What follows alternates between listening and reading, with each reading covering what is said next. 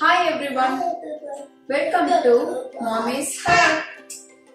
இன்னைக்கு நம்ம ரொம்பவும் உடம்புக்கு ஹெல்தியான டேஸ்டான ராகி மாவுல இட்லி தோசை எப்படி பண்ணலாங்கிறத பார்க்கலாம்.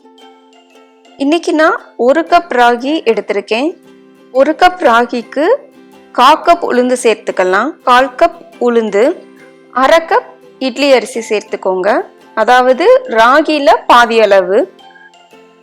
இது எல்லாத்தையும் நல்லா தண்ணி ஊற்றி 3 இல்லைன்னா 4 முறை நல்லா வாஷ் பண்ணி எடுத்துக்கோங்க. இந்த மாதிரி நல்லா வாஷ் பண்ண அப்புறமா நல்லா ராகிலாம் மூழ்கிற அளவுக்கு தண்ணி ஊற்றி ஒரு 4 இல்லைன்னா 6 மணி நேரத்துக்கு ஊற வச்சுக்கலாம். இல்லை உங்களுக்கு டைம் இல்லை அப்படின்னா நைட்டு ஃபுல்லாக ஊற வச்சுக்கோங்க.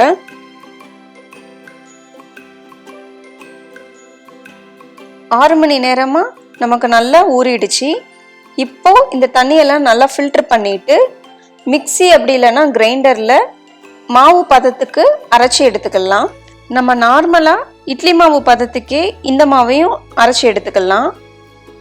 அரைச்சி எடுத்த அப்புறமா தேவையான அளவு உப்பு சேர்த்து மாவை நம்ம நல்லா மிக்ஸ் பண்ணி எடுத்துக்கலாம். இப்போ ஒரு மூடி வச்சு க்ளோஸ் பண்ணி புளிக்க வச்சிடலாம். கிளைமேட்டை பொறுத்து 5லிருந்து 7 மணி நேரம் வரைக்கும் புளிக்க வைக்கலாம். 6 மணி நேரம் இருக்கும். இப்போ மாவு புளிச்சிடுச்சான்னு பார்க்கலாம். பாருங்க, மாவெல்லாம் நமக்கு நல்லா புளிச்சு பொங்கி வந்துருச்சு. நம்ம யூஸ்வலாக ஊற்றுற இட்லி மாவு பதம் இருக்கு இல்லையா, அந்த மாதிரி பதமாக தான் இதுவும் இருக்கும். மாவு உங்களுக்கு கொஞ்சம் கட்டியாக இருந்துச்சுன்னா கொஞ்சம் தண்ணி சேர்த்துக்கோங்க. ஏன்னா ரொம்ப கட்டியாக இருந்தாலும் இட்லியில் கிராக் விழ ஆரம்பிக்கும். ஸோ ரொம்ப கட்டியாகவும் இல்லாமல் ரொம்ப தண்ணியாகவும் இல்லாமல் இந்த மாதிரி கன்சிஸ்டன்சிக்கு அரைச்சி எடுத்துக்கோங்க. இப்போ நம்ம ராகி இட்லி அவிச்சு எடுத்துடலாம். நான் இன்னைக்கு மினி இட்லியும் இதில் செய்கிறேன். நம்ம நார்மலாக சாப்பிட்ற சைஸ் இட்லியவும் அவிச்சு எடுக்கிறேன். நம்ம எப்பவும் பண்ணுற இட்லி மாதிரி தான். ஒரு லிட்டு வச்சு க்ளோஸ் பண்ணி 10லிருந்து 12 நிமிஷம் வரை ஸ்டீம் பண்ணி எடுத்துக்கலாம். பாருங்க, ரொம்ப சாஃப்டான மினி இட்லி நமக்கு ரெடி ஆயிடுச்சு.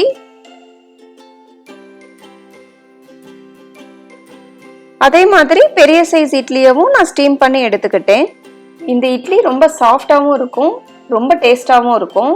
இதுக்கு எந்த சட்னினாலும் எடுக்கும். தேங்காய் சட்னி, கார சட்னி, தக்காளி குருமா, இந்த மாதிரி எல்லா சைட் டிஷ்ஷுமே இதுக்கு ரொம்ப சூப்பராக இருக்கும். இப்போ நம்ம அதே மாவில் தோசை ஊற்றிடலாம். அதுக்கு கொஞ்சம் மாவில் தண்ணி ஊற்றி இந்த மாதிரி ரன்னிங் கன்சிஸ்டன்சிக்கு எடுத்துக்கோங்க. அப்போ தான் தோசை நமக்கு ரொம்ப கிறிஸ்பியாக வரும். தோசைக்கல் நமக்கு இப்போ நல்லா சூடாயிருச்சு. இப்போ நம்ம மாவை ஊற்றிடலாம்.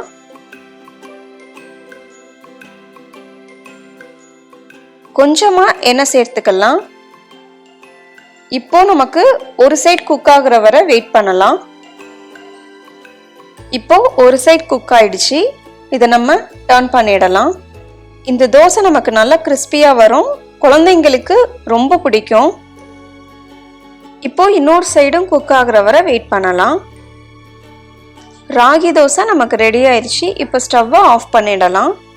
நம்ம டைரெக்டாக ராகி மாவு யூஸ் பண்ணி ரெடி பண்ணுற தோசையை விட முழு ராகியை ஊற வச்சு அரைச்சி எடுத்து ரெடி பண்ணுற தோசை ரொம்ப டேஸ்டாக இருக்கும். ஸோ கண்டிப்பாக இந்த ரெசிபியை ட்ரை பண்ணி பாருங்கள். உங்களுக்கு இந்த ரெசிபி ரொம்ப பிடிச்சிருந்ததுன்னா மறக்காம மாமிஸ் ஹட்க்கு சப்ஸ்கிரைப் பண்ணுங்க, லைக் பண்ணுங்க, ஷேர் பண்ணுங்க.